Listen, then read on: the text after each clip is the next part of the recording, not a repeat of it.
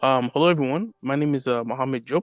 I am an aquaculture officer based in the FEO sub-regional office for the Caribbean in Barbados, and it's my privilege to welcome you guys to the third webinar of the series of webinars we're having on mariculture, titled "From Hatch to Sea: Broodstock Larval Rearing and Fingerling Transport for Marine Finfish."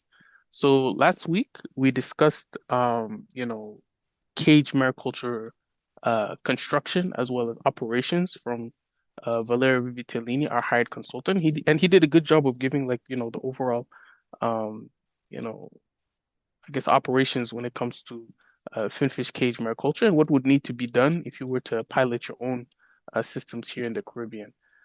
Today, we're going to be discussing one of, if not the biggest challenge when it comes to finfish mariculture development within the Caribbean, which is seed production. So, it's one thing to say, okay, we can grow out the fish, which we're doing in our pilot. We're importing finfish juveniles into Jamaica. We're putting them into nursery tanks, into cages, and growing them out into harvestable sized fish. But the next step is to say, okay, how do we produce our own seed? How is it that we're able to be autonomous and really have a firm control over our finfish mariculture production, and particularly within the marine finfish context, because that's really the technical capacity that's lacking. To say that you want to produce grouper, you want to produce snapper, you want to produce cobia, these types of fish, this seed production capacity really needs to be, brought up. I'll repeat again, this project was really focusing on grow out because the idea was that we wanted to prove first feasibility of cage mariculture within the Caribbean to excite people to see that, okay, it is possible for you guys to produce marine fish. But the next step is for your capacity to be built, and then also to look at what models of seed production should be employed in the Caribbean. So, it could be that, particular countries choose to go for modular hatcheries. We produce fish seed in smaller settings that are more contextual to the Caribbean. It could also mean that within the Caribbean, we look for sub-regional solutions, whereby we say, okay, a single focal point will be able to provide seed for multiple small island developing states because it can be an investment to be able to build a hatchery and produce seed for the sub-region. So, to kind of bring up this discussion to increase technical capacity to, hopefully create an opportunity for us to think about this together. Today we have two esteemed presenters who have, really, in-depth experience, hands-on commercial and academic experience within hatchery operations, marine finfish seed production. Our first presenter today is Dr. Leonardo Ibarra, hatchery manager for the University of Florida Whitney Lab for Marine Bioscience. And today he will be presenting on larval rearing and broodstock management. Our second presenter is Carlos Tudela, Mr. Carlos Tudela, hatchery manager for the University of Miami, Rosenthal School of Marine and Atmospheres and Earth Science. And he will be presenting on fingerling transport as well as the nursery stage of hatchery production. So I encourage you guys to ask questions. I encourage you guys to intervene when you hear or see something that you don't understand, because this is really to benefit the Caribbean so that we all have a foundational understanding of how seed can be produced domestically within the Caribbean and how in the future we can just grow finfish mariculture production for our subregion. So without further ado, Leo, if you're online, I believe Corey, if did you give him presenting privileges? Yes, Mohammed. He has Yeah, presented. yeah. Yes. And I see Corey before you go, I see okay, it's a direct question. It's fine, no problem. So I'll let Leo present. He'll go first, then followed by Carlos. Again, if anyone has intervention questions, please do interrupt. You have the opportunity to unmute yourself or raise your hand. And yeah, let's start the discussion. Thank you. Can you hear me, Mohammed? Can you repeat, Leo? We can hear you. Can you hear me? Yeah, we can hear you. Okay. Nice. We can see your screen as well. Okay. You can see the big screen? Yeah, we can see it. Okay. Okay. Good morning, everybody. It's my pleasure to be here with all of you. And my role in this project was the snapper and red drum juvenile supplies. And before to start with the production or presentation with all the result of this project, I would like to start first with my presentation and tell what has been my work in the last time in marine fish aquaculture, my role in the Winnie aquaculture program, and specifically something about red snapper, red drum, and the opportunities in the Caribbean. In the last 20 years, I have been working with different marine species, and but all of them with from broodstock to the larval rearing and juvenile stage, and some of them to the grow out. Has been has been so important for me understand the broodstock behavior first in the nature, because we need to move all of that knowledge from the nature to captivity, because at the end we want a success. We want to have breeding with all different species, but we need to know exactly what is the behavior, and you know, the behavior in captivity changes a lot, and we need to be able to understand what is happening with them when we are trying to get the breeding process. Because at the end, we want to have the results, and we need juveniles. And this is one of the main problems and for the success. You can see here some of the snook production in Mexico. Before to coming to US, I was working in Mazatlan in Seattle, developing different technologies for different species like snook. And it's very important have a very good quality, because in a high commercial, we need to handling like this. We need to move the fish, we need to harvest, we need to crowd the fish. Sometimes we need to put in a high density, and we are going to have different problem, but we need to have a lot always, because we need to produce as much as possible. But at the same time, we need to produce in a high density, in a high quality fish. And always that has been my goal, try to work in higher standard to produce the best quality of the juvenile at the end. And especially with some of the snapper, they are very difficult. They are difficult, and they are not like snook that you can have a very high density. And that is the difference between species, and you need to keep in mind always that difference. That's why it's very important to have a very high skill background and understanding the biology first, because that is going to tell us so many information.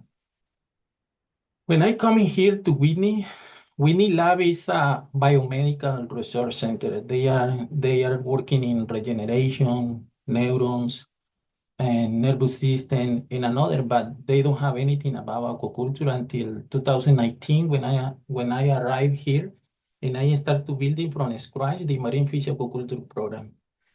And since then, I was thinking how I going to develop the program, but I remember my best teacher.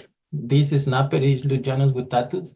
I couldn't have much better teaching than this one, because was very difficult to develop the technology for this species, and we were working in Mexico from 2001 to 2014, I think, to understand everything from broodstock to the harvest. And I think this has been my best teacher, because sometimes we say we are not going to work anymore with this, but I think all of that hard work that this species had for me had been amazing, because from this species, how we can move on with different species in the Pacific, on the Atlantic. I have been working with at least 7 different species in snapper, and 3 or 4 different species in crackers. And all the protocol for all of these species, the base has been Lucianus guttatus. Okay, but at the same time, we established already one route to follow if we want to produce juvenile. First, we need to know what we need to have in the controlled reproduction. We need to know all about the broodstock, how we are going to handle it, how we are going to have the spawn, the egg fertility, etc., etc. We need to keep in mind here, I think, four very important things: endocrinology, nutrition, behavior, and the gonad develop in the fish. That is so important when we are working in captivity, because at the end we want eggs.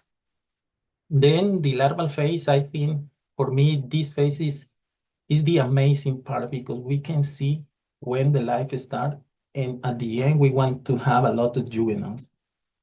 But the other point that maybe sometimes is not very well attended is the live food production. The live food production is everything. If we have a good and the right food, we are going to have a success. And the nursery phase is when we prepare the juvenile for the final phase, the grow out. And the grow out, we can have different systems, cage and recirculation aquaculture system, etc. But at the end, we need to harvest and sell it. When we have all of these points in the same line, that means we have a technology. If we miss something of this, we don't have the technology for one species. Okay, how we start with the red snapper? We were working with red snapper for at least 3 years before to get this spawn.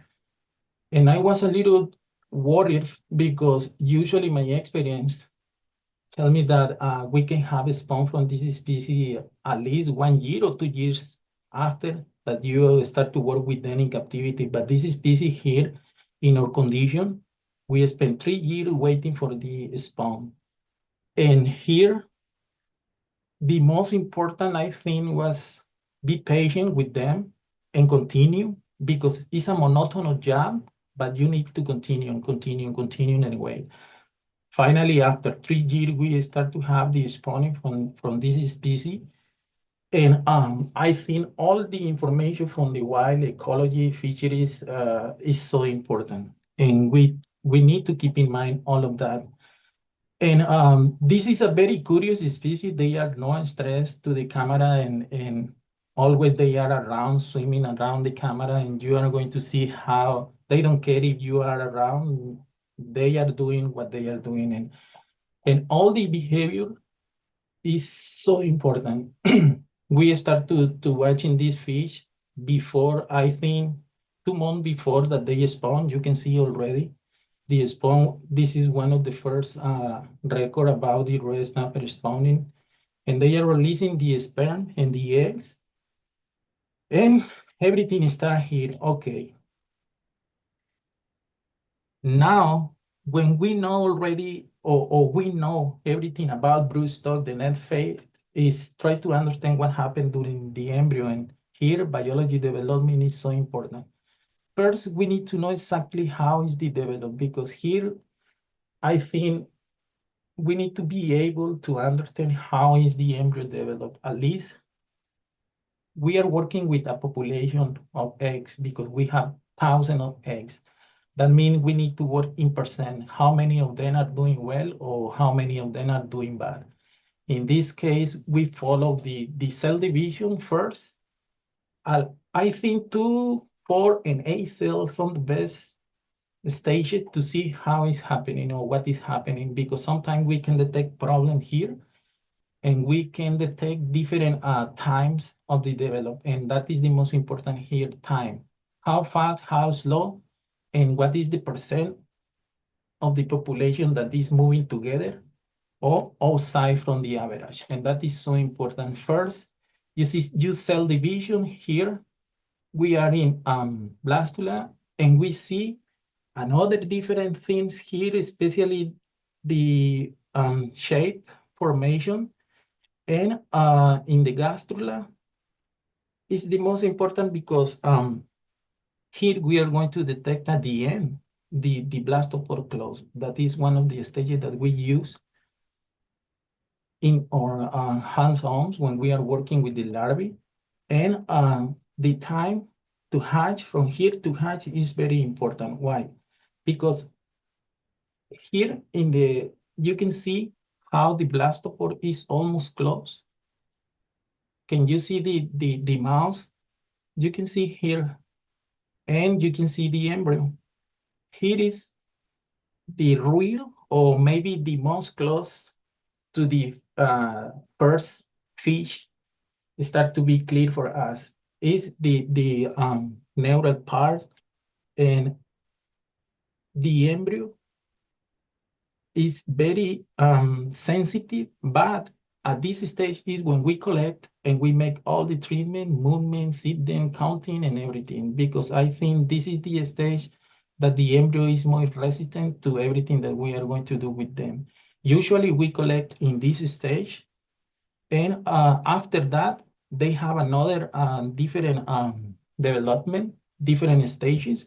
But the most important is for muscle synchronization and hair functioning.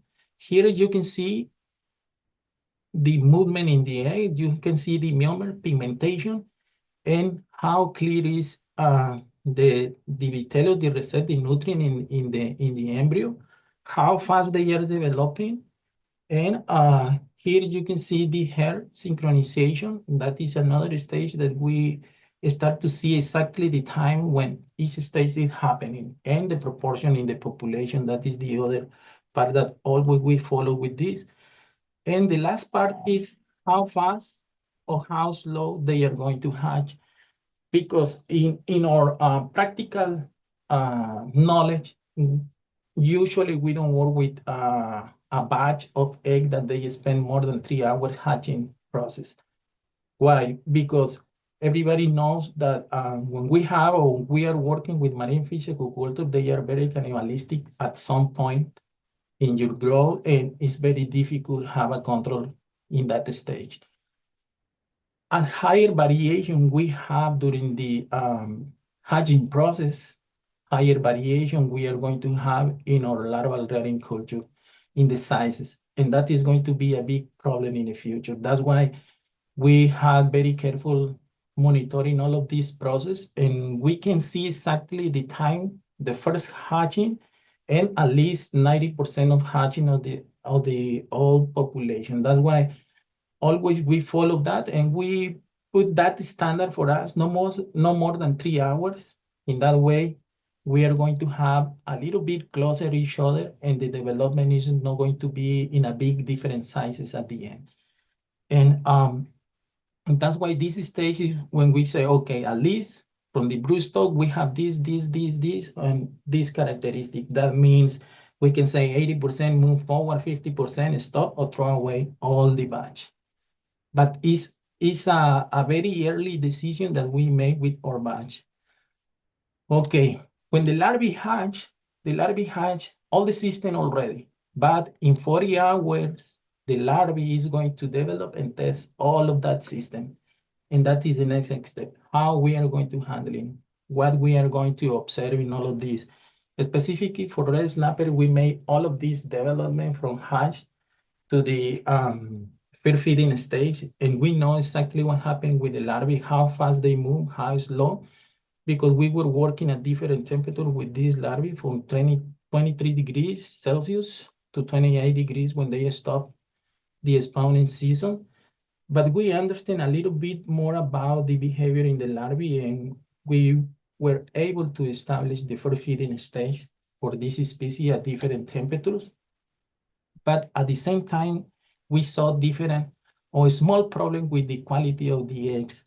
And what was the problem? The coloration in the eggs. In a personal point of view, I don't like to work with white eggs because I think they are not the best. Since my humble point of view, I think they are not the best.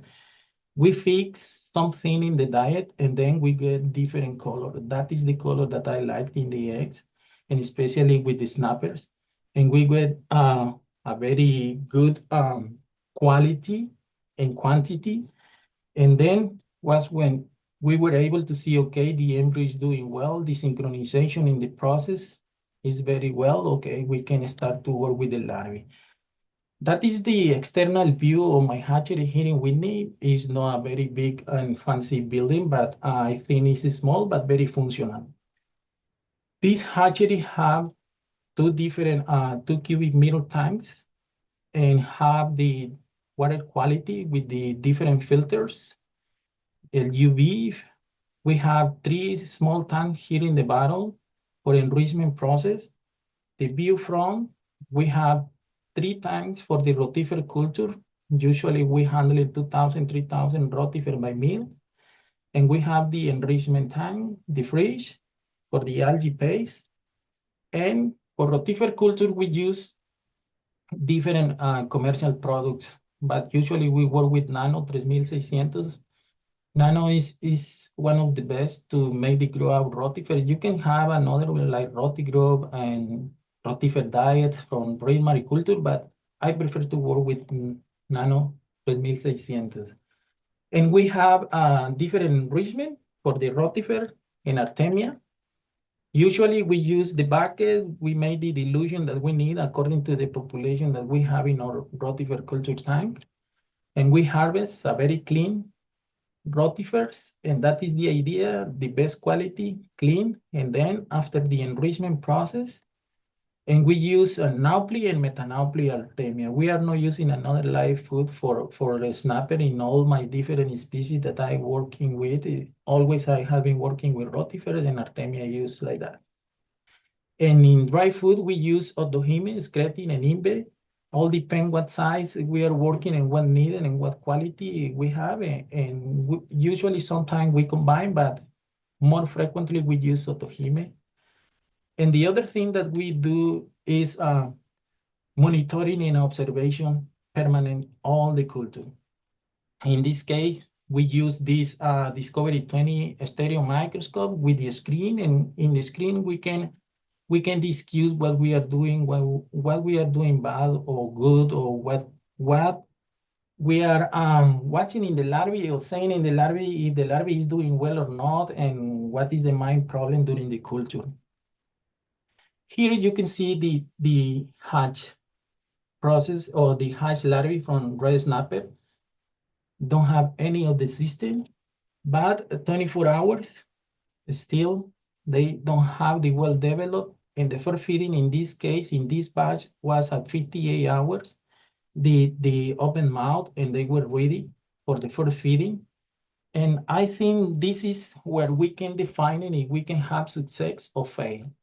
Because if we have very well identified the process when we need to feed in the larvae, I think we can have a high probability to have a good success during the larval rearing culture. The first thing is we need to be sure that we have a live rotifer, especially in the biggest production, because sometimes you can get dead rotifer to feed in the larvae. The second thing is you need to be sure the size. This is small one, Proales similis rotifer, has been amazing for using in snapping. Especially here in Winnie, we don't have that possibility now, but if somebody have the possibility to grow the Proales similis, it's a very good option to work with the snapper. You can be sure that you can match the size of the rotifer with the mouth of the larvae.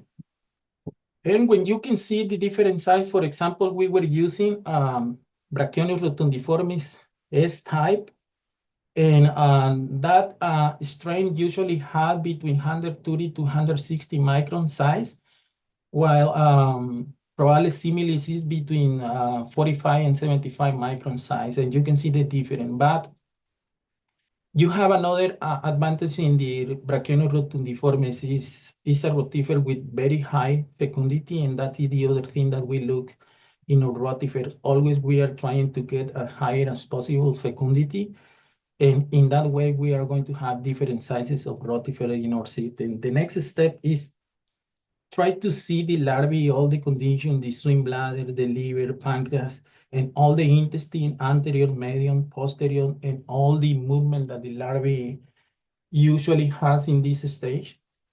Because we need to be sure that the quality of the larvae is enough to continue with the culture. Because at the end, we want a full larvae eating very well. And you can see here At day 7 is our last point to check in the larvae, and that is the last point that we say, okay, we can continue with the larvae or throw away everything because it's not going to be possible to get a good number. And you can see the very active larvae trying to looking for the rotifer eating very well. And when you make the picture, the observation and everything, you can see the quality of the larvae, how is the intestine, the swim bladder, the walls in the intestine, and all the movement, etc. When you make a little bit closer, you can see more things inside to the larvae that are our reference points to see to say if the larvae is good or not. At day 14 is usually when this species start to be the metamorphosis process. It's a little bit slow than the other snappers, but it's one of the things that we are trying to learn very well in this species because I think between day 15 to day 22 is a little bit slow than the other snappers, but that is not a problem for this larvae because you can see that this larvae can make it very well. The density, the culture is really amazing, and they move, they swim, and etc. But at day 21, we can see all in metamorphosis process almost finished, but they don't finish yet the metamorphosis process. And you can see the pelvic fin, how they are really big, the pelvic and the dorsal fin. And that is one of the problem when you are working in a high density because sometimes they start to be aggressive behavior with the other ones. And at day 27, I think this is the best point when we need to start to moving or harvesting, but still at that age, they still have a very long pelvic fin. And that is a problem. And you can see these larvae have a little bit in the dorsal fin, a little bit problem. But I think we can see here in this stage how the larvae start to be more cannibalistic and they start with the problem in the culture. But at day 34 is very intensive. I think this is the higher point that we have the biggest problem with the larvae. And at day 42, they stop and you can harvest, you can move, and you can make everything. But I think if we can harvest between day 27 to 34, and you can use a net and waiting and check, I think this point should be the best to harvest the snapper, especially raw snapper between day 27 to 34 because you are going to avoid all the problem with the cannibalistic and you are going to harvest a lot of them and you are not going to lose maybe 80% of the population in the cannibalistic problem. Usually in the snappers, um, we move them between 5 to 10 grams or 20 grams, all depend the objectives of different farmers. But always our goal is try to get around 4 or 5 grams in our juvenile and then start to move them to different places. In Mexico, we were working with this species and we were moving around 5 to 10 grams in different transport system, 1,000 liter tank, and they were doing so well. The last point, we checked what quality we have with this juvenile. But in this case, we move in cage, but Carlos is going to, in all boxes, Carlos is going to talk about all of this transport system and when they receive in Bahamas, in the Caribbean, in the Jamaica. But what I want to say here, we were working with so many bureaucracy trying to move this juvenile to Jamaica, and I think my best recommendation for the Caribbean is as soon as you can, you need to have your own hatchery in the Caribbean. It means a broodstock area very well defined, how many species you are going to work, select the species, the right species that you want to work with. In this case, is the installation that we had in Mexico in Seattle. And you can see different size of broodstock tanks, 20 cubic meter, 50 cubic meter, and 15 cubic meter. And in Seattle, we were working with at least 7 different species. And this is the larval rearing area and the nursery area and all the projects that we're working with. And this is an example in Manzanillo in Colima. And because at the end, the last point that we want is try to have the best quality fish to harvest to the market. And snapper for me is a really docile species, and they are very good fish because they are so curious. They are not scared fish, and that means they are not going to be stressed in the cage. And that is one of the point that the snapper have, that they are not under big stress and they can just eat and grow. Okay, if you have some question about the red snapper, I'm going to continue with the red drum. Okay. Anybody have questions before he continues? I see Jose Rivera raised his hand. You can just unmute yourself and speak. Yes, good morning, Mohammed and Good morning. Leonardo.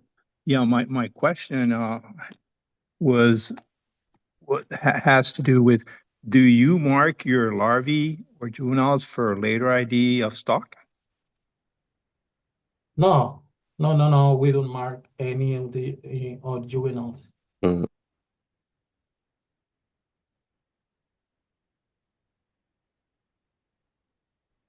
Any other questions? Hello, good morning. Good morning. Good morning. I don't see your Um, name, so if you could introduce yourself.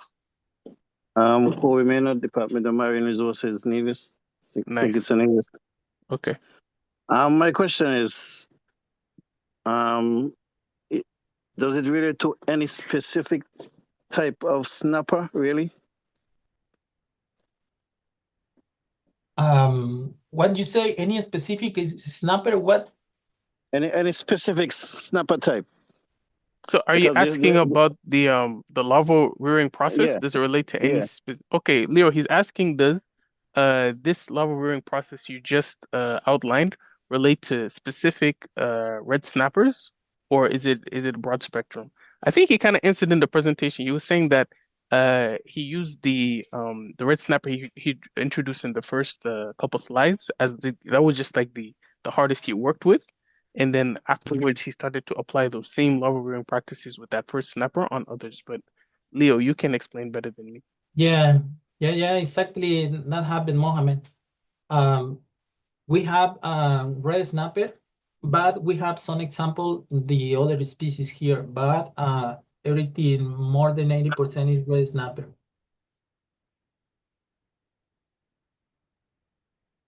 I see Vernon Barrett, you raised your hand. Yeah, thanks, Mohammed, and yeah, thanks, Leo, for the presentation so far. You mentioned you're hinting at the issue of bureaucracy in terms of moving the fish at a different stage of life to the Caribbean from hatcheries abroad. Obviously, it takes a big investment in time and people and money to build hatcheries in the region, which is desirable, I agree. But what the nature of these bureaucracies you're referring to? And there's a good case in Jamaica, for example, how the chicken industry was successfully developed there over the years, starting with hatchling little chicks and then back to eggs. And now they, if I'm not mistaken, they still do the hen batteries in country. So the question is, in the case of Jamaica, for example, what is it that the investment is going to be to take the fish to what stage to then grow them out in cages? What do you see as the best break point to start with?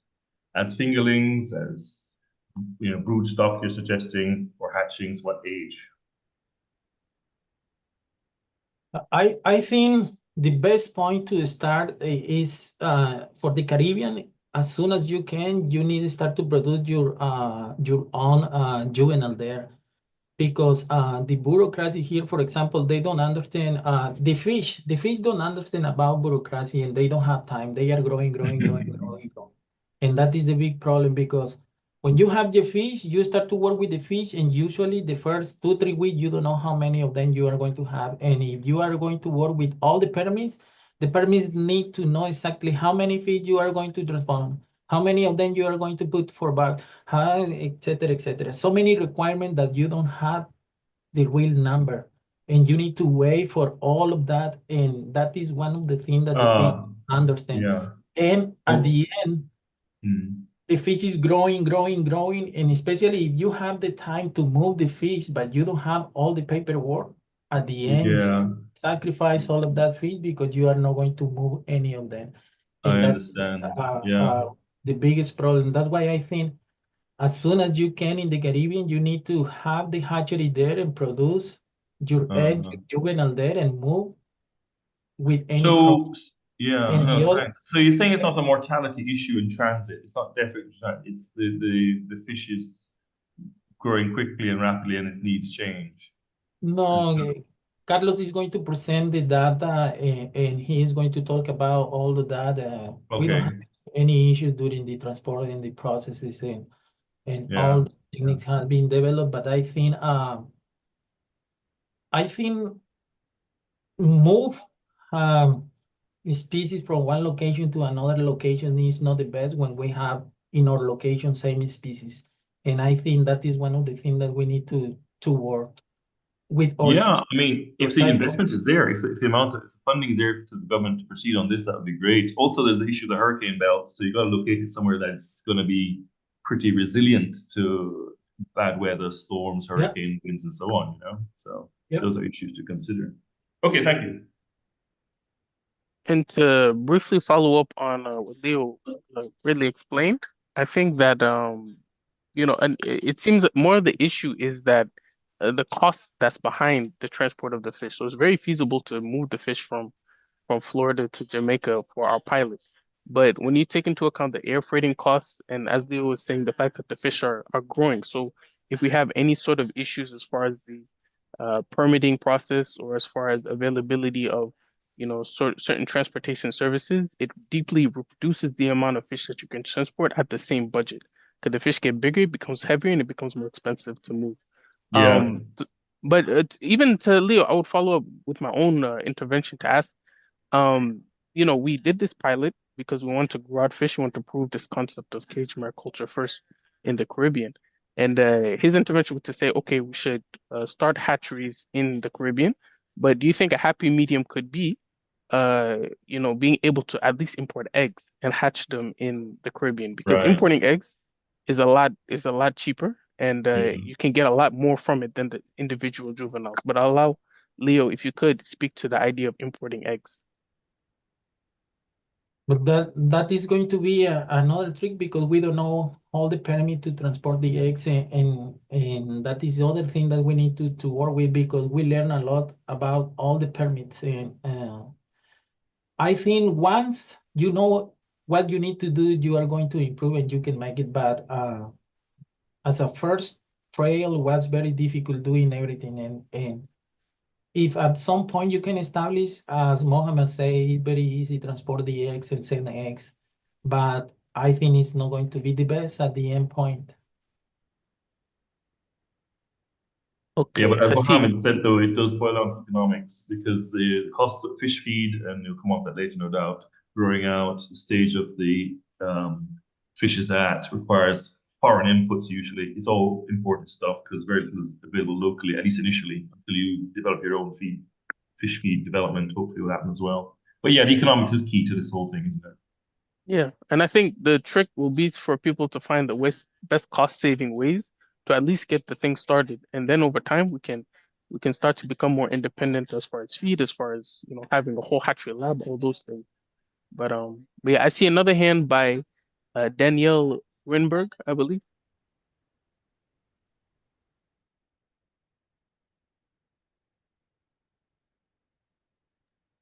Then if you like, you can unmute yourself.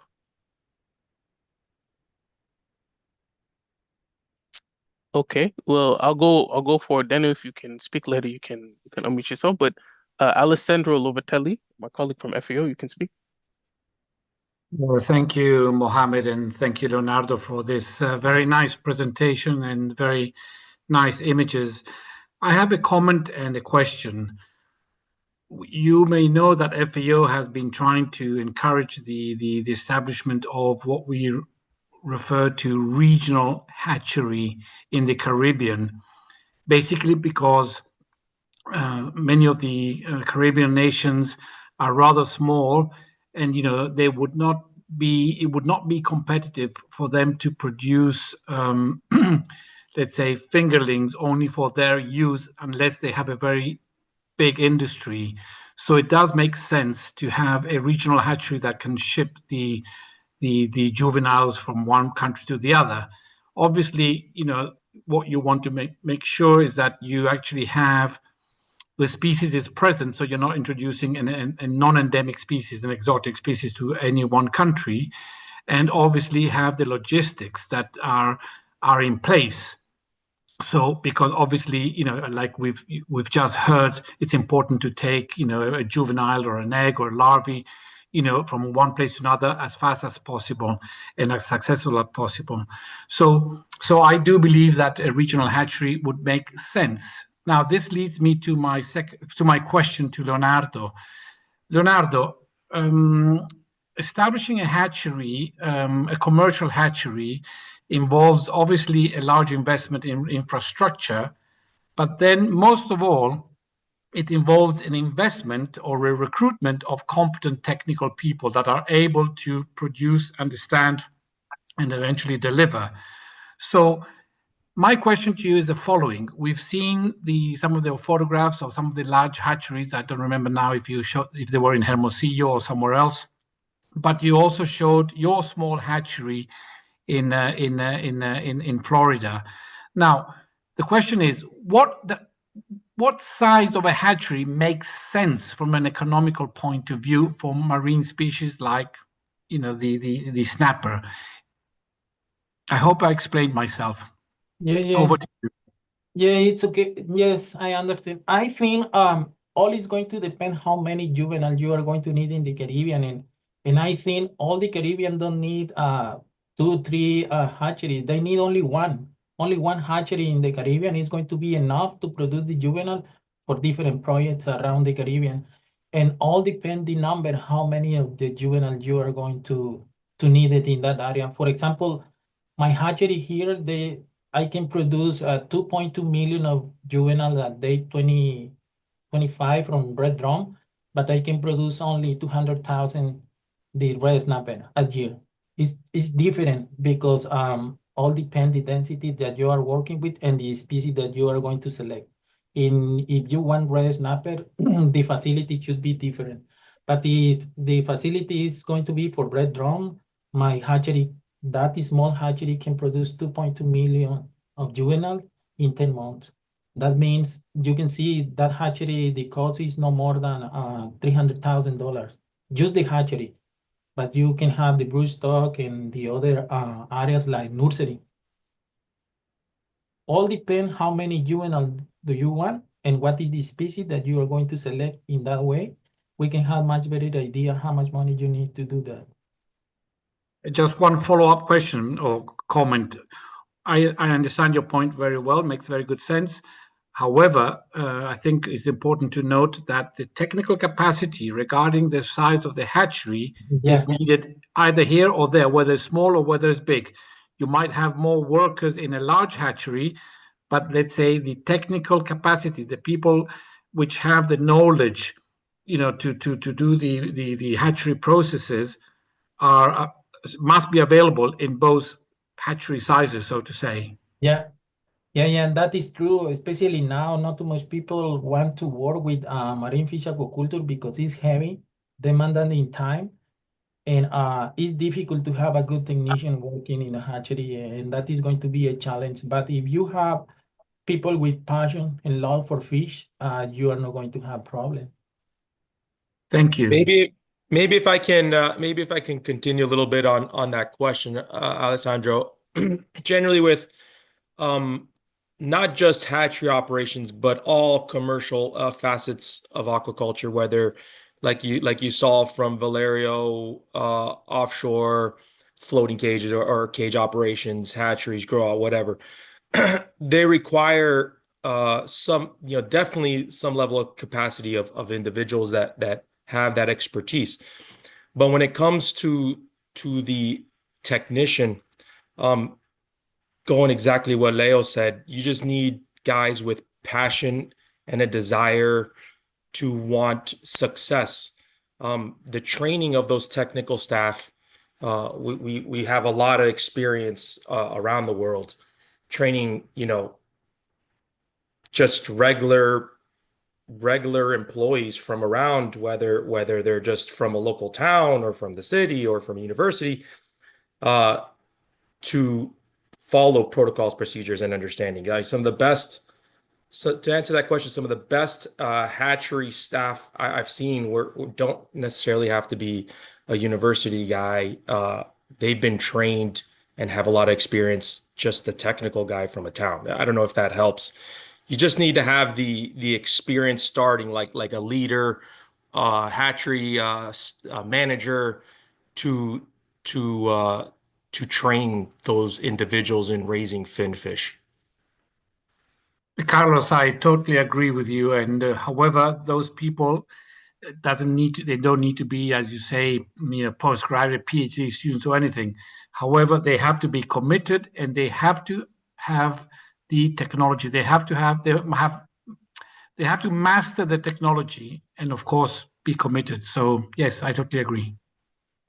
If I could just add, yeah, Leo, I agree with you, and Carlos. In my experience of working in the Caribbean in the last 20 years, it's good to have an anchor institution, not to offer postgraduate degrees, as you're saying, Leo, I agree, but technical competence, vocational application, passion. But the funding is really key in these matters, and you do find that governments can struggle in their ministries to maintain funding and continuity of staff. And these kind of institutions are best at getting the youth involved, training them, and then they can go on and work with the private sector if they want to. But I do think, there are a number of institutions all over the Caribbean that could qualify for this kind of engagement. Okay, I'm going to continue with the Sorry, Leo. I'm sure it's a lot of questions, but I'm seeing two last hand raises from actually three. I'm seeing one from Rafiq or Hun. Yeah, hello, can you hear me? Yeah, we can hear you. Yes, great presentation, Leonardo. I have a question. I think small is beautiful, although we would like to big regional hatchery. I work for NOAA, by the way, and uh, for Puerto Rico and USBI, the point of contact for aquaculture. So you just pointed out the number, how many juveniles you can get out of your smallest beautiful hatchery. I think the hatchery is great. You have 4,000 cubic meter or 4,000 liter there. So how many juveniles do you at day 27 or 24 do you get of red snapper? Is it 2 or is it more like 25 like Seriola? And then to build that hatchery, I think the hatchery is excellent. Like, how much does it cost? Exactly all the pieces. And I think we need one in USVI and one on the west coast of Puerto Rico, and then one. Those, I think, compared to have those units, I think it's perfect. I think I could run this thing in probably for 3 weeks. I sleep in the whole place, and or maybe with 2 people, you could probably run this and produce how many? Red snapper? Yeah, and at day 27, before the cannibalism problem that we have in our tank, we had around 20,000 or more maybe, and with red snapper, but at day 23, 25 with red drone, we have 170,000 in each tank. It's totally different, the number. It's crazy. Yeah, And only 3 people or 2 people, we were working there. exactly. How much does this thing, the container, cost to build it? The container costs only empty or with everything inside? With everything. With everything inside is around $200,000, I think.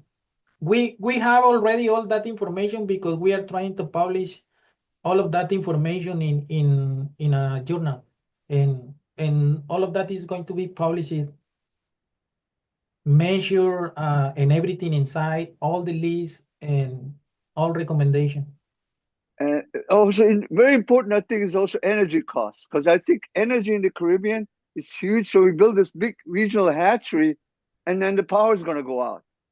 How much? It's going to be very expensive to build a big regional hatchery, and I think these small hatcheries are really key for success continuing forward. Yep, is one of the things that we need to keep in mind for the future, and that's why I say everything depends the number of juvenile that the region or the country or the company needed, and in base with that we can figure out what we need to do. Can I continue, Mohammed? Yeah, I see. Let's get one more last question from David Miranda. Since Benetti is a panelist already, he can speak at the end. And yeah, if David can, you can just ask your question quickly.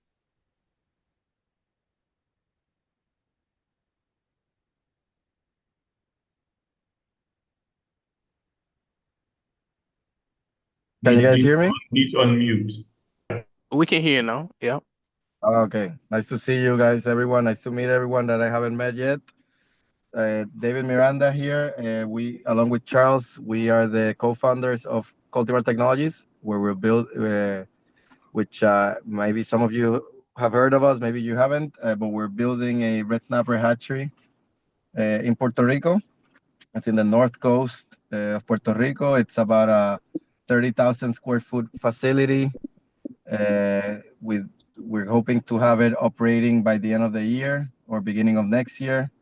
And the hope is exactly to be a red snapper hatchery to supply projects and anyone who might be interested in getting fingerlings of this species. We sort of jump in a little bit late. I apologize. So not sure what the conversation has been going on, but we did hear about a little bit about questions regarding, how much does it cost, etc. On our hatchery, we are probably going to be closer to $5 million invested by the time it is operating and providing fingerlings, just so that people get an idea. Where the idea would be to be providing fingerlings year long at a frequency that we can discuss with whoever is interested in sourcing, and we can provide them at sizes that could range between maybe a little bit below a gram all the way to 5 or even more, depending on the needs of clients. So anyone who might be interested, happy to go into more detail and talk more about that coming up. If there's any space for that, Mohammed, you let us know. No, it's good. I think we'll let Leo continue his conversation, but it's so great that David and Kultumar were able to join the meeting today because it kind of shows that there's an energy around mariculture development for the Caribbean now. As you see, we're doing a pilot now in Jamaica for red snapper, but then we also have a commercial company that's trying to produce red snapper juveniles for the sub-region. So we have a solution when it comes to having sourcing juveniles in the future. I just want to round out by saying that I think a lot of the discussion is contextual on the sub-regional kind of collaboration that can happen between small island developing states. We spoke about, for example, David speaking about the $5 million dollar hatchery that they're going to be doing in Puerto Rico, but then we also see that there's like a modular unit that Leo has been able to do. He's saying $200,000.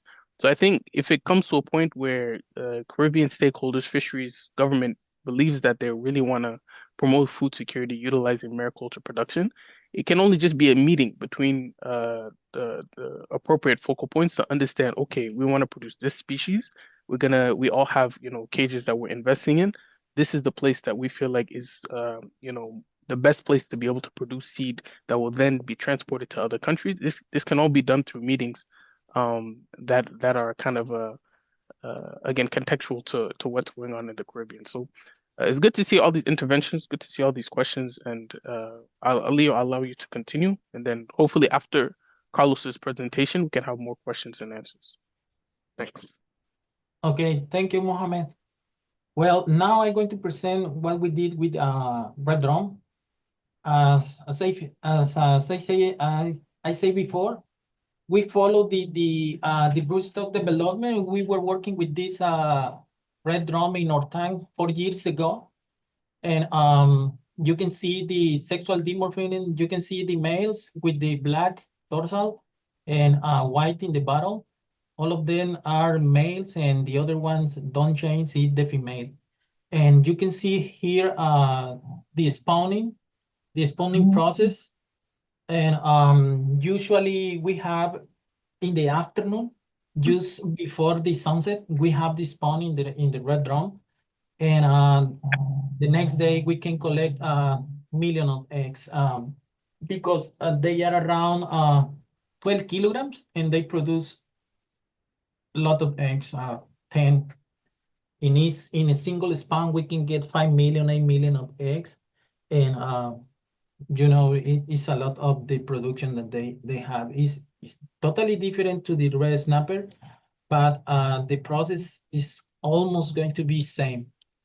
And but we make same thing, the biology development. We know everything about the development in the red drum in different temperature, because that is the most important, because the temperature have the big impact in the develop, and we need to know exactly what is the embryo develop at different temperature, because with that information is how we are going to handle in our larval rearing culture.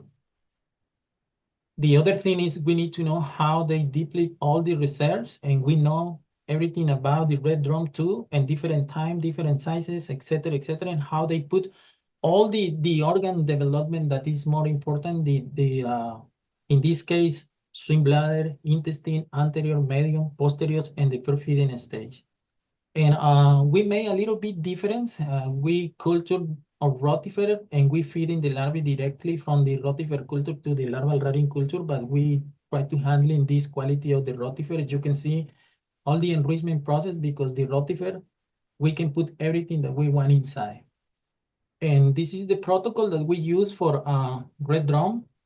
We see the light process, water change, how we use the algae, when we put this pond and this time pipe, different size, how we handling everything. And the first, we have the fridge that you saw in the picture. Inside the fridge, we have the bucket, and you can see the bucket here and the algae paste that we were using for the rotifer. We use a peristaltic pump and feeding our rotifers for 24 hours a day. That means we work only 1 hour with the rotifer, making everything, cleaning, feeding. And we were using this another peristaltic from the rotifer culture tank, and we were moving the rotifer directly to the larval rearing culture. In this case, you can see the first tank in the top. You are going to see how we were pumping slow, but we were feeding the larvae constantly 24 hours. Especially we were handling the volume in the rotifers and the quantity of the rotifer that we need in the tank. That is the only job that we were doing, counting, and semi-automatic system feeding for red drum, because red drum can support that. In this case, in the tank in the top, we harvest around 95,000, but in the bottom, we try to put the limit in the tank, and we harvest around 170,000 red drums in 23 days. So all depend the temperature, but I think the larval rearing could be faster than 18 days if you have 28, 29 degrees in the water during the larval rearing procedure. The red drum ontogeny is almost similar, but not same, and that is important, especially the oil droplet. At day 3, you can see the larvae very well formed, very well development, the swim bladder. Still, they have oil droplet and full of the rotifers. And you can see how they are so amazing, because all of them are eating at the time, and all of them are full. Meanwhile, you have food, they are eating, and growing so fast. At day 5, you can see how they start to develop the gill. That means the larvae changing the breeding process from the cutaneous to the gills, and that is another very important change in the larvae. You can see they start to develop the teeth, and at day 7, they start already the preflection. They are going to start the metamorphosis process. At day 14, you have already almost finished the metamorphosis process. That means the larvae is faster to develop than the other one is faster. At day 21, they are already the juvenile. That's why we harvest at day 23. You can harvest moving and everything. At day 28, they are already, they support all your handling, all moving, grading, etc. And how we harvest the larvae, we harvest the larvae directly in the tank. Usually when you have a high density, you don't need to load the level, but when you are harvesting, you can lower a little bit, but always you can see the oxygen in the barrel is so important, have very high density, because you need to have a high level of oxygen because the high density in the tank and with the handling a little bit of stress, the consumption is very high. We weigh the larvae and we move to the tank and we put the nursery in a very big tank, 95 cubic meter in a high density too. And 1 month later, you can see how these larvae grow.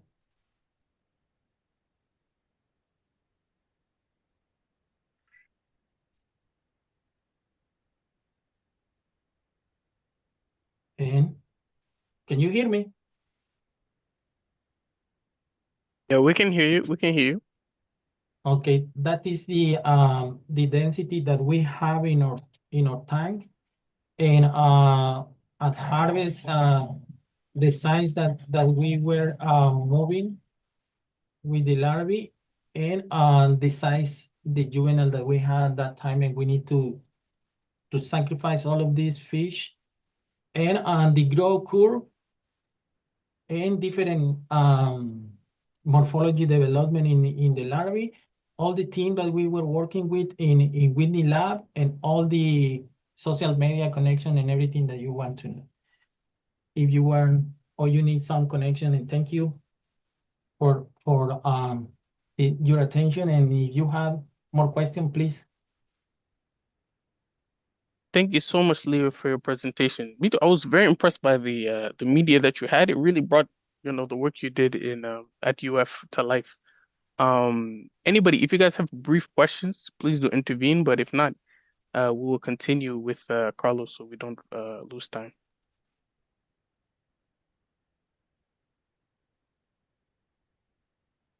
Okay. So Carlos, I believe you can did you already get the privilege to share your screen? Yeah, I'm Okay, gonna cool, sweet. I'm gonna do it right now. See if I can share screen. Let me know if you guys see it. Okay. I see it, yeah. I see the species selection slide. Okay, Okay, cool. We're good. everything's good? Yeah. Okay. Hello, everyone. My name is Carl Sedella, assistant hatchery at the University of Miami. Also consultant for aquaculture intelligence. Today, I'll be speaking on the second part of the Series 3 for FAO's Mariculture Workshop, and following some great talks from Dr. Benetti, Mohammed, Valerio with the cage culture, and just now Dr. Ibarra with hatchery and broodstock. Well, I'm going to be talking about nursery, the operations, maintenance, as well as some shipping and acclimation of marine finfish. I don't know why I can't. Give me a second. All right. So the first things we'll be talking about, like I said, there'll be a quick introduction and overview. We'll talk a little bit more about systems, design, and equipment, then the operational part, and then the shipping and receiving. As opposed to the technical stuff with the larval rearing, with the live feeds and everything else, I'm going to be discussing a little bit more on systems design and just an overview on nurseries in general, not specific to the project that's being done in Jamaica, though I will be speaking on this behalf. So first, what is a nursery? It's pretty much the time, like Leo said, between post-larval rearing and the size you would want your grow-out system, whether it's in a cage, pond, or RAS system. Sizes differentiate amongst species and system as well. But just off the bat, some requirements you want is just easy observation of the fish and ability to handle, as well as tank isolation and proximity from facilities. Some of the keynotes that we'll be looking into is species selection, site selection, and with these two, what types of systems to choose. So first, when discussing species selection, which all come into play with all of the previous talks, right? You want to know the levels of feasibility, whether the species is R&D and commercial, looking at metabolic rate with growth as well as temperature. What are some of the behaviors of the fish? Their swim speeds, whether they're aggression, cannibalistic, whether they exhibit a lot of jumping behaviors, parasites, susceptibilities, and then what are their natural environments whether they're open ocean fish, near shore, or both. Are they benthic? Are they reef fish species? Are they tolerable to salinities, or are they anadromous species? And like I said, going back to this, the grow out stocking sizes, whether you want to raise fish to a larger size or a smaller size, all of these depend on the species. You can see a list of them that have a group of them that I have up here. On the top left, you have hybrid grouper. We have the red drum, red snapper, tuna, and flounder, all of which are completely different fish, which all would require a different nursery and different systems and grow out environments. When looking at the nursery and choosing the appropriate system, you also want to do a very intensive site selection process, which encompasses all parts of the operation, not just the nursery, but from the hatchery all the way to the grow out. Some of these criteria I know were mentioned in the previous questions, stuff like electrical availability, the water, what is the water quality? Is there seasonalities? Is there temperature changes within the water? Is there pre-existing infrastructure? And if so, to what level? Also, is the area in which you want to put the nursery, is there some type of legal framework for discharge and or ensuring no escapement and or disease issues? Also, personnel availability, all these things we spoke about in questions previous in Leo's, so I'm just going to quickly go over it. And at the end of the day, costs. What is the budget necessary for the project, including the nursery? So there's two types of areas which you put in nursery. There's land-based systems and ocean systems. For land-based systems, there's really three: recirculating aquaculture systems, better known as RAS. You can do ponds. We can do flow-through systems. For ocean systems, there's floating cages and submersible cages. All this side, Valeria did an exceptional job of going through the explanation of each and what it entails and how to manage and maintain and operate these systems. So I'm not going to go too much into the open ocean cage stuff. But all of these, both these systems and both these sites can be used for nurseries. But I'm going to be primarily looking at the land-based systems. For the land-based systems, like I said, there's the three: the flow-through, RAS, and ponds. And each one has their own equipment necessary to maintain each of these types. For both flow-through and RAS, you would do some level of, you have to need a pump, something to move water from your incoming water source through some type of filtration, whether mechanical filtration through a drum or sand filter, bag filters, and then sterilizing water to ensure that the optimal fish health, that the fish don't get cross-contaminated with whatever's out in the open ocean. Then when going into RAS systems, you get a little bit more complex, and I'll go through this in greater detail. You can have the availability of more environmental control using heating, chilling water. Lighting, you can use it for both biofiltration, protein skimmer.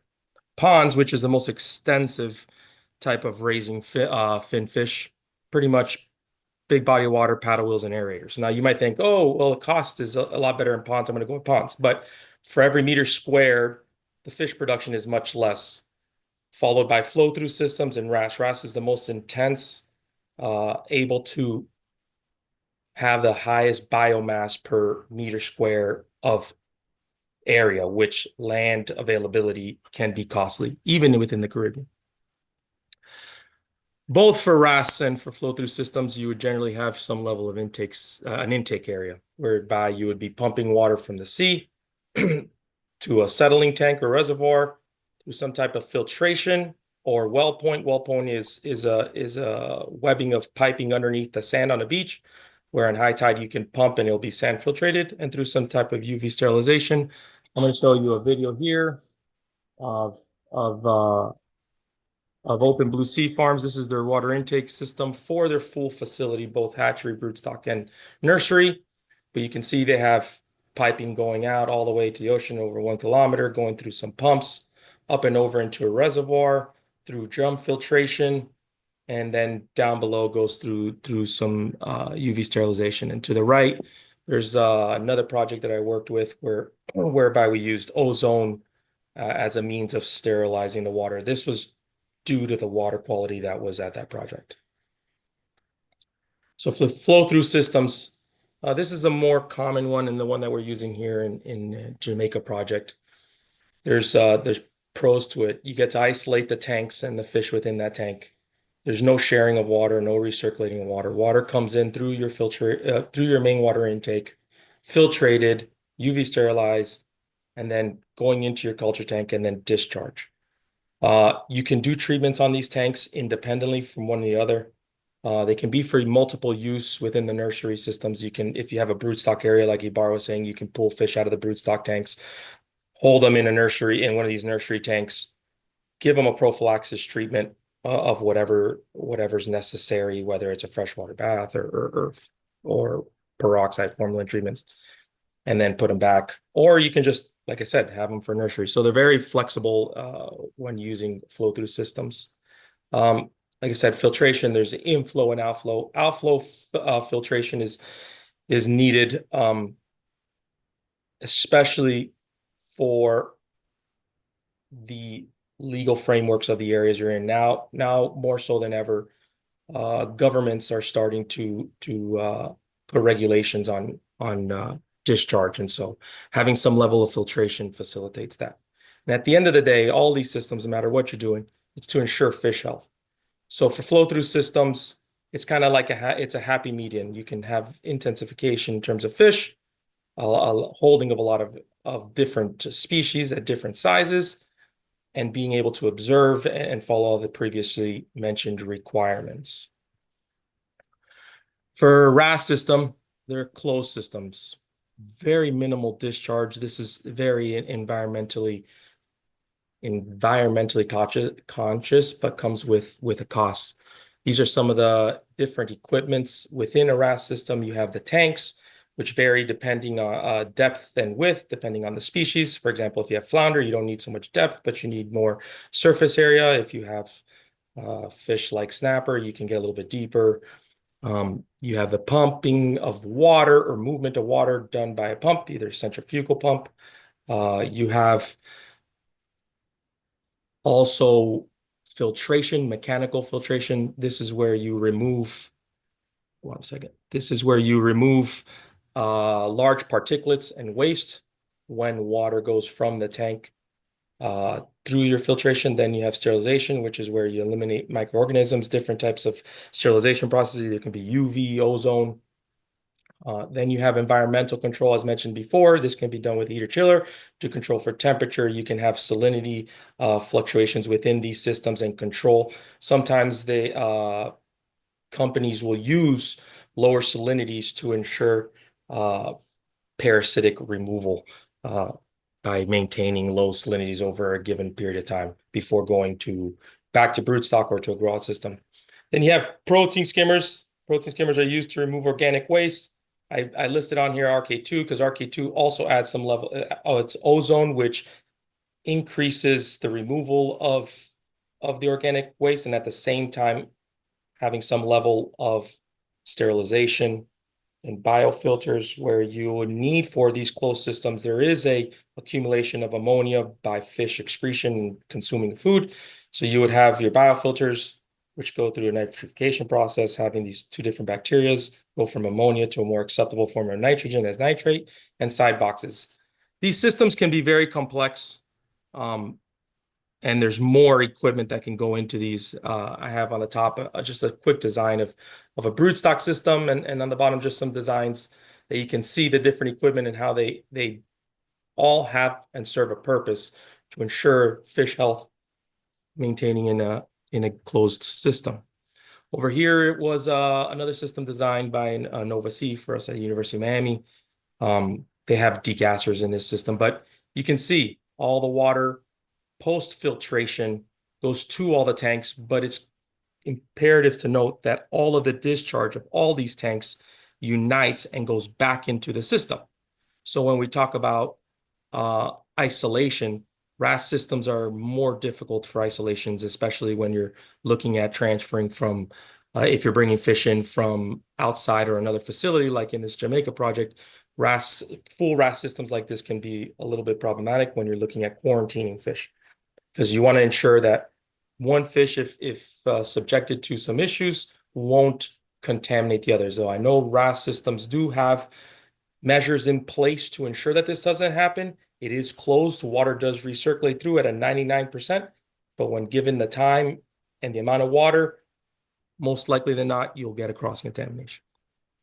So here, I'm going to show you just a quick images of what what we've done in Jamaica and the National Fisheries Authority here at Bowden Harbor.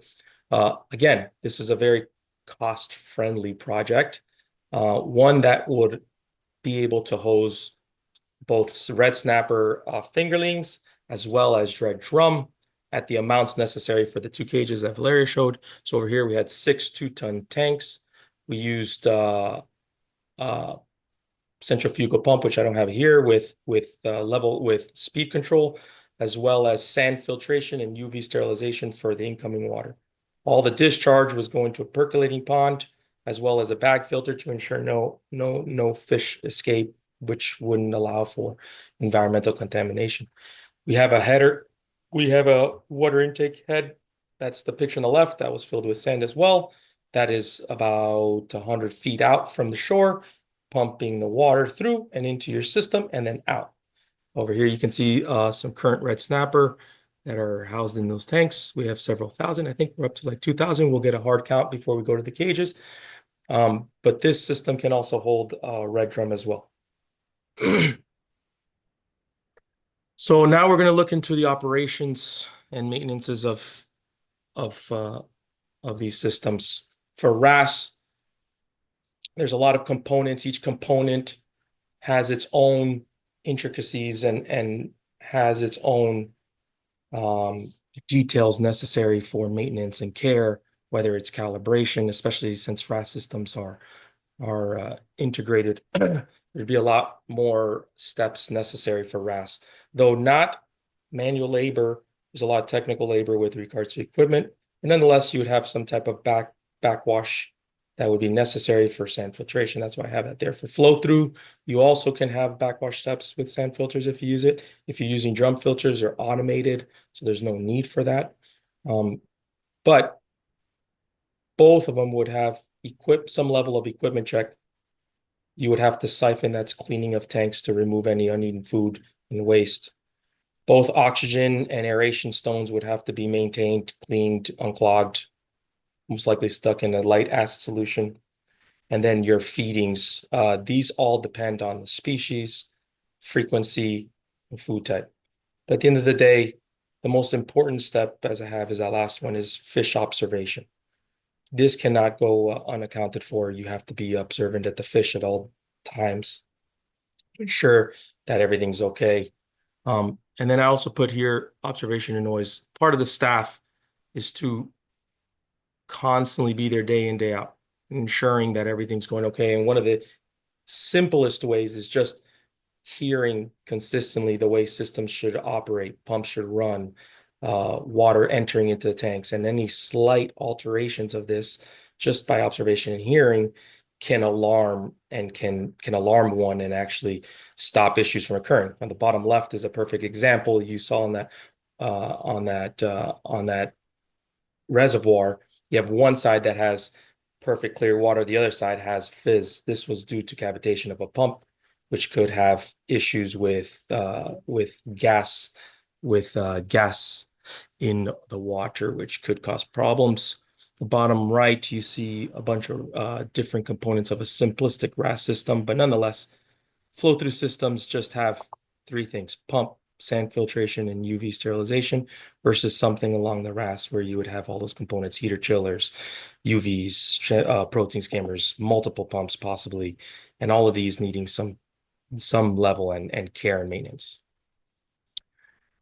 No matter which system you're using, biosecurity, in my opinion, is probably one of the most important, which is the prevention and spread of diseases throughout the different tanks and organisms that are housed in there. So some of the ways that we can ensure biosecurity is proper facility entrance and record keeping. So facility entrances you see on the bottom right. This is an example where all visitors that come in would leave their footwear from their house or from wherever. They would change into the work boots that never leave. They would have a foot wash station with disinfectant and a hand wash station as well before entering into the facility. For the visitors that come in, they should be giving a protocol steps. Most visitors don't enter these facilities 24, 48 hours if they've entered into a previous or other aquaculture operation to ensure no contamination. Equipment disinfectation. This was one from Jamaica. The simple chlorine bath where after use of all the equipment, you just give it a dip for a certain amount of time, an hour, in the chlorine bath would get rid of any potential contamination from fungus all the way through viruses. Usually you would spray it off and hang it. Afterwards, disinfectation chemicals, you want to cycle through them. Different ones like Vericon, bleach, potassium permanganate. There's a slew of them that combat different organisms. Depending on the organisms that you encounter in your facility, you'd want to cycle through them. And at the end of the day, training your staff and understanding what is biosecurity, how it can be preventable, and what steps to look forward to. So in the top right, you see a facility whereby the flooring has been disinfected, cleaned, all the equipment, all the beakers have been washed, hanging, and you just see pure organization. This is vital in fish health and ensuring that these nursery systems produce the most healthiest of fish before entering into your grow out facilities. Now we're going to go into the feeding. Let me see if I can enter this. Let me see if I can show you the video of feeding some fish. This is feeding a nursery system of some grouper. You can see the intensification and the amount of individuals in these tanks. But it's species dependent in terms of feeding protocols. Depends on temperatures, like we said, depends on the metabolic rates.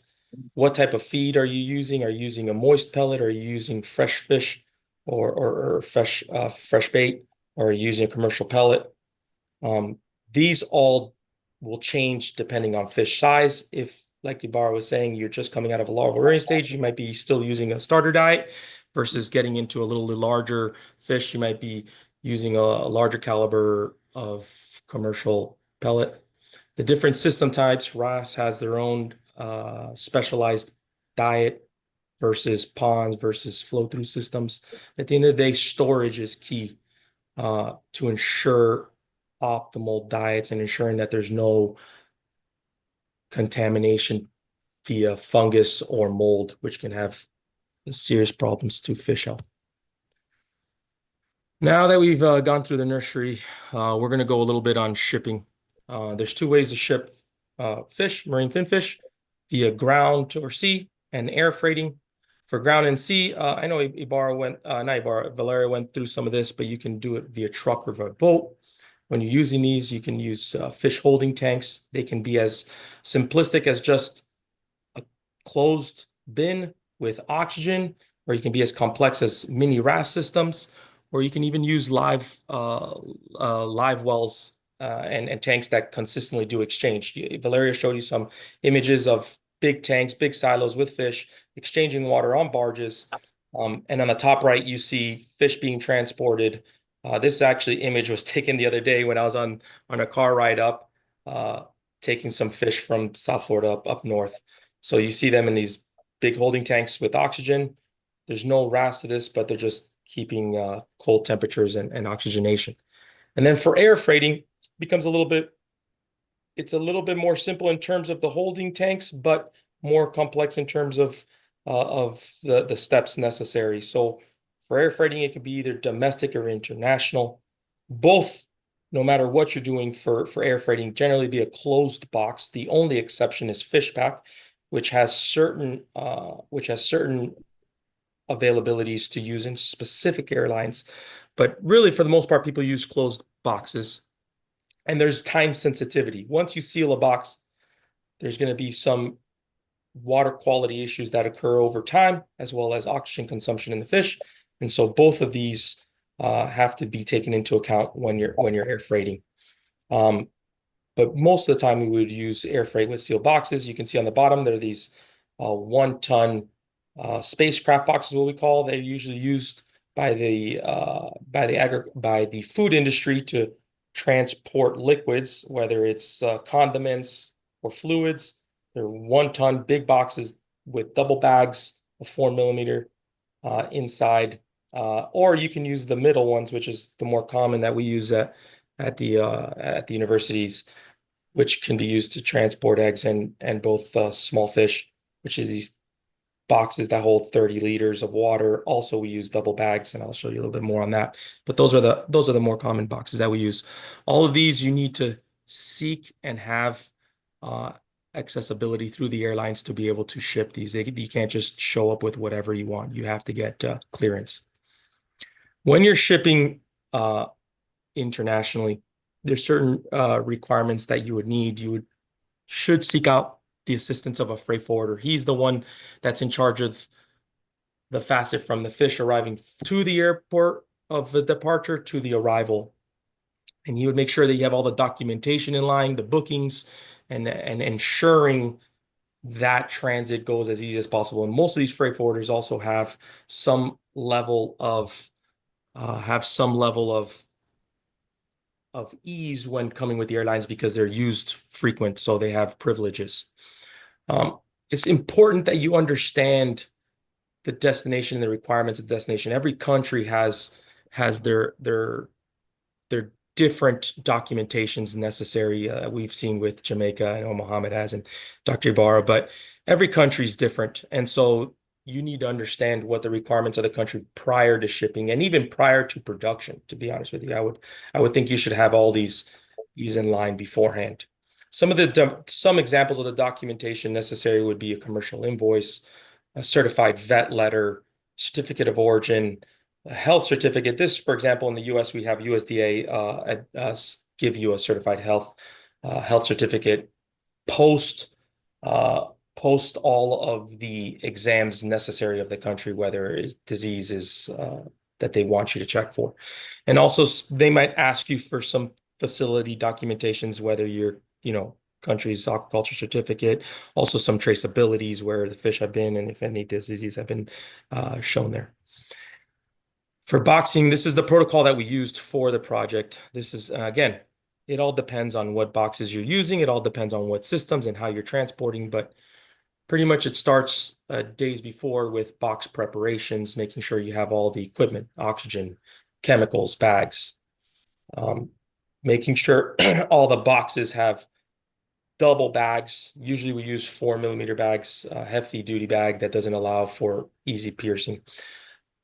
We have, like I said, scales necessary to measure for biomass, oxygen to supersaturate for the transit. The day before we post starvation, we get an average fish weight. This way we can estimate the number of individuals that we're shipping per box and total. Also, 24 hours before we start starvation. This is for tropical marine finfish at temperatures of 26 to 30 C. You do a 24-hour starvation period. And then after the starvation, you start a slow acclimation process by where we don't go 1 degree Celsius for every, I don't like to go 1 degree Celsius for every 15 minutes. So it's very slow. With slow acclimation comes better results, less stress on the fish, which will be traveling a long way.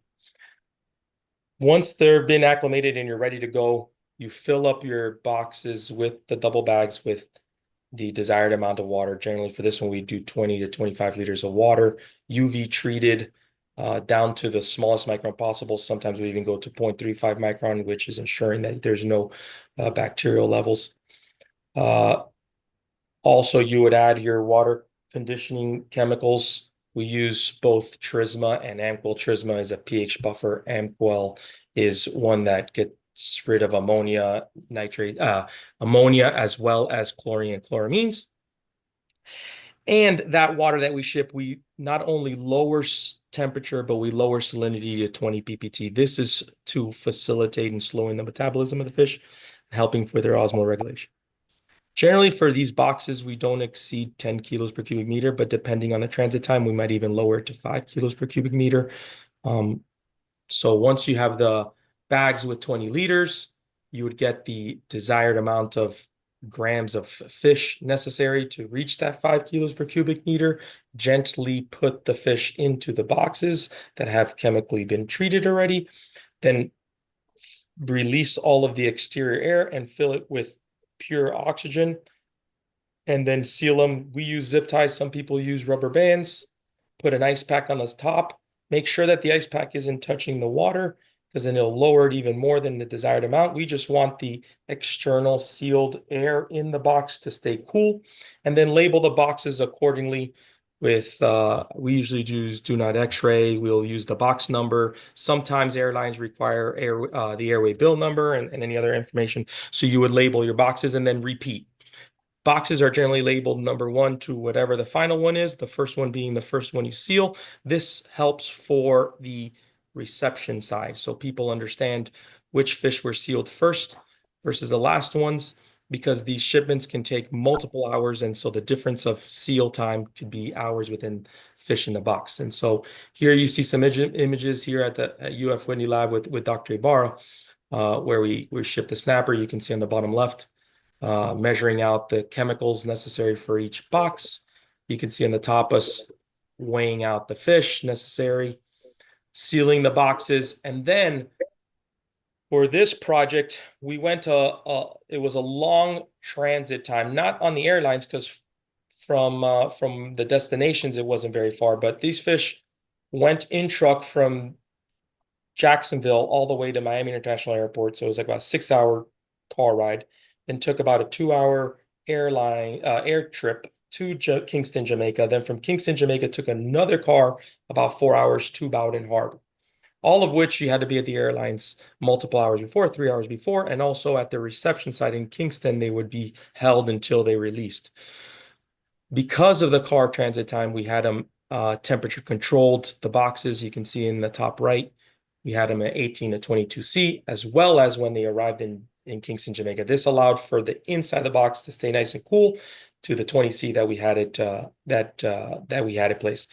There's a lot of logistics and a lot of time as well as staff necessary to do these shipments. It's not very easy. And so having everything prepared and thought out allows for easy and excess results. So for the handling, once they arrived in Jamaica, first step and the most important for me, I believe, is to go over the plan before they arrive. Just simulate everything, like if the truck's coming, with all the staff, what each individual is doing, what are their steps, making sure that all the equipment is in place, making sure that you have all the necessary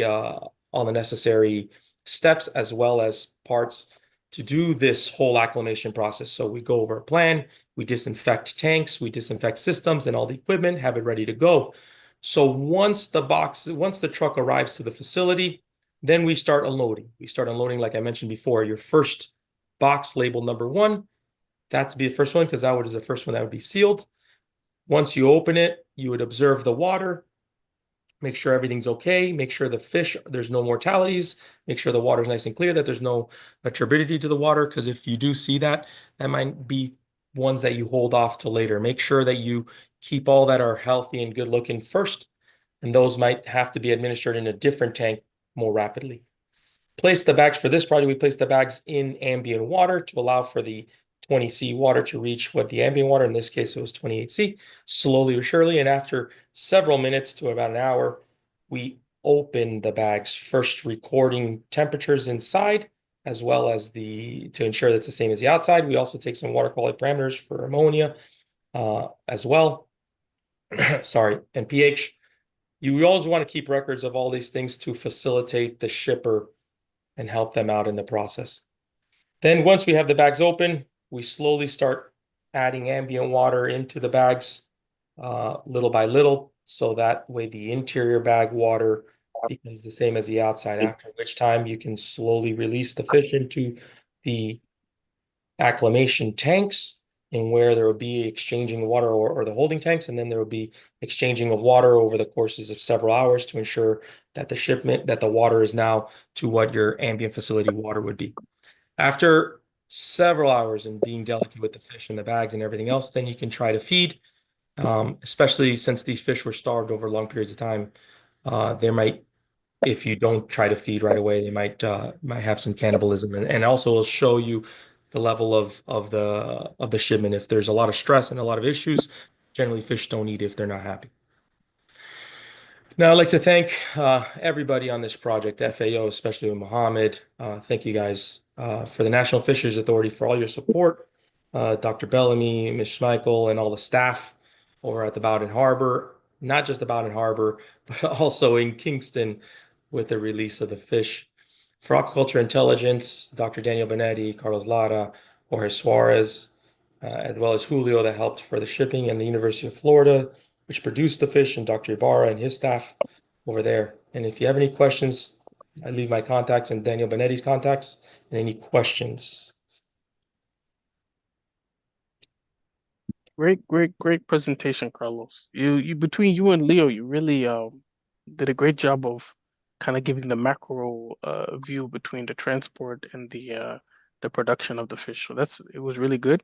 And I also want to give kudos to you guys between you and Leo, again, if I haven't already, because these guys were really the backbone or the supporting foundation of our intervention in Jamaica, between Leo producing the fish that we use for growth and Carlos, who facilitated the transport, also provided technical backstopping and trained a lot of the people who handled the fish when they got to Jamaica. And I would like to finally emphasize on the idea of flexibility.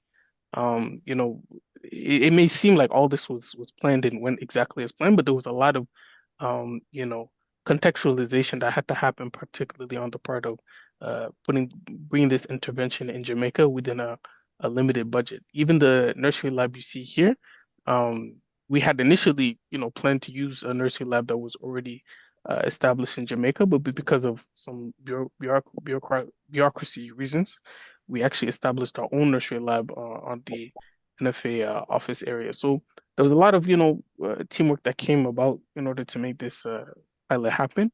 And there's still a lot to go, but I want to give kudos to Leo, Ibarra, Valerio, everybody on the team, because it wasn't easy, but finding success. Yeah, going into further on that, all these operations, and this goes, with all the seminars that you're hearing, from the hatchery to the grow out systems to nursery, even the shipping. There's a lot of staff members and people necessary to ensure the success of not only the project, but just the harvesting of fish from egg all the way to harvest. And pretty much at the end of the day, in every presentation, my kudos isn't for the knowledge, it's for the people. Because without them, none of this is possible. You can see this picture. We have over a dozen individuals there that care for the fish, make sure that the fish arrive there. Then you had the other image of Valerio with the cage with 24 individuals that assemble the cage. Mm-hmm. Plus they had thanks to the Jamaican, I believe it was a Coast Guard that assisted with vessels and staff to cranes. Yeah. And then we got the technical staff of UF with Ibarra and his staff members raising the fish and everything else. There's a lot of steps and a lot of individuals that at the end of the day, if you don't love it and you really don't want to see the success, it's not going to be. It just takes one, So definitely kudos and a lot of thank you to everybody. I mean, I can sit and talk an hour on all the people that I would like to thank with this project, but ultimately, the success of any operation is on the people. Fish will raise and be happy pending on the people's want for that to be successful, if this makes sense. So again, thank you to everybody. I'm only one person with one voice, but need a lot of support and have been given it throughout the process. Very cool. So does anyone have any questions, maybe follow-up questions to Leo you weren't able to ask, or to Carlos?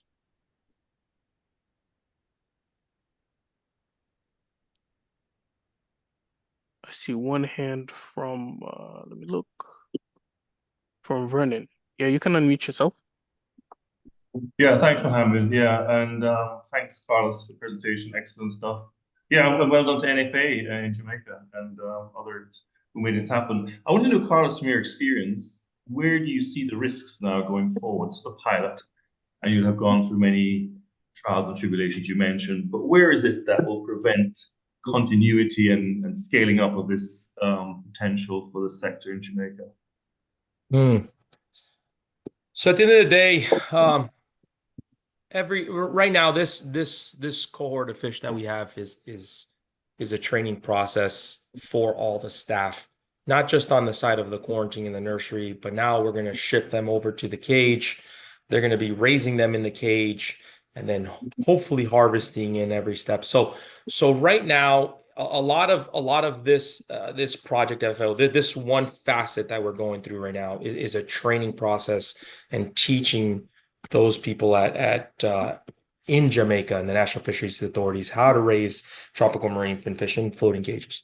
And so I from what I've seen so far, they've far exceeded my expectations in terms of the staff, their availability to diagnose and see issues before it arises. That's ultimately the biggest thing. On the land-based systems, in Jamaica, like we talked about, most of the Caribbean, there's electrical issues that go on, there's fluctuations. And so land-based systems in the Caribbean need to have the appropriate equipment in place to ensure that there's no issues, which we did assess already in Jamaica. We have backup generators and whatnot. And so for us, I think it's just training staff right now, and they're doing a great job. I'm not seeing any issues. I think going forward, it just depends on, like what DeBarro was talking about. What's the level of production that they would want in and out of this project? That, this project is a seed, is what we've always told them. This is a way to show the Caribbean that it's possible to do it. And then for the other counterparts, whether it's, the Bahamas or Trinidad or the other islands in the Caribbean, to take a hold of this and kind of start doing their own path and going their own way. So we've been in discussions with Jamaica and what are some of the steps going forward. But really it's about training staff right now and showing them how to deal with these systems, if this makes sense. I don't know if I answered your question. Yeah, no, thanks. It does. I mean, just from my experience too, it really requires ownership within the government across several ministries, because what you're doing here, obviously, as you know, is building a sector, and it has, as you've indicated, many linkages, logistics, health, ministry, and all that sort of thing. And it does require some stewardship and intergovernmental connections to make it happen. Money is usually an issue. I have no doubt that people can do it. Absolutely, technical competence is there, but it's really about the market for the fish, the price, the business side. And I think you have covered, someone in the FA will be covering that, right? The business models for doing the numbers, crunching the costs, fixed costs, variable costs, income prospects, and so on. Yeah. In terms of all the facets, the nice thing about this project is, for example, we are unveiling stuff in Jamaica that hasn't been done. First off, red snapper, let alone tropical marine finfish. With regards to the shipping, this project has allowed the governments there to start working, the government sector of National Fisheries Authority, working with all the other counterparts to ensure a path of ease for this industry, but not just ease in terms of like, okay, it's easy to do, but also to ensure that the appropriate steps are done. From the arrival of the fish from UF, what's the screening process required? Most of these guys we actually help them to start that, and what screening process should be done, and what should he be screening for? Also with regards to the systems and what to do. So we're working with government officials as well, going forward. And this is something that'll have to be done in the different countries throughout the Caribbean. But something that, at some point, you got to take the plunge. At some point, if you want this to be a reality, there's got to be all sectors to be uniting together from the private investor to the government official and even just the locals around the area as well. Absolutely. Yeah. Great. Thanks, Thomas. Yeah, no worries. Any other questions or comments?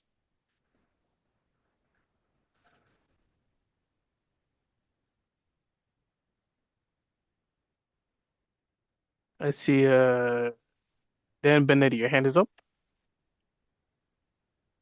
Yeah, I have to interject. The presentations were excellent, outstanding. Those were practical, stepwise guidelines on how to do this thing. This is not easy. And the team that was put together for developing, implementing this project is awesome. It's first class, top notch, and it's showing the results.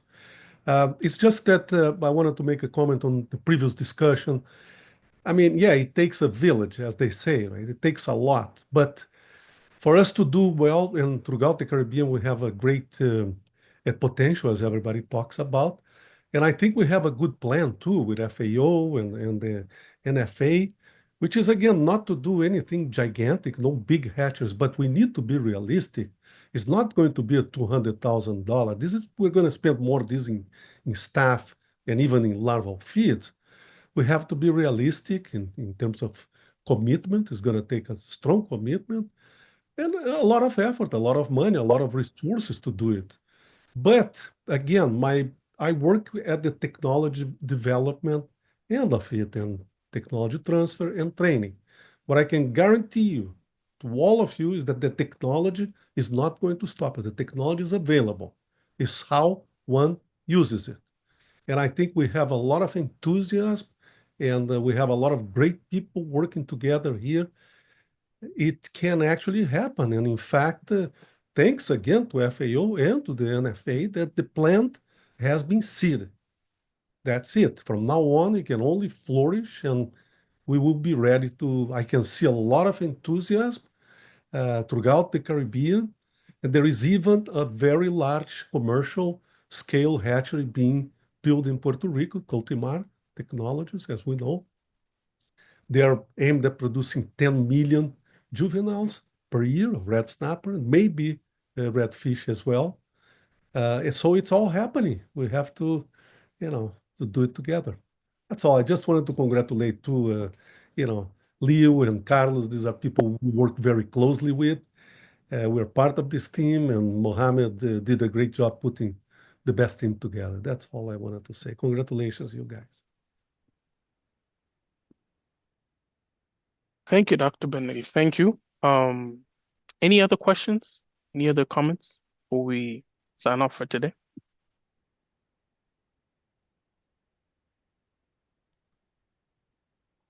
Okay. Well, thank you everyone who joined the webinar today.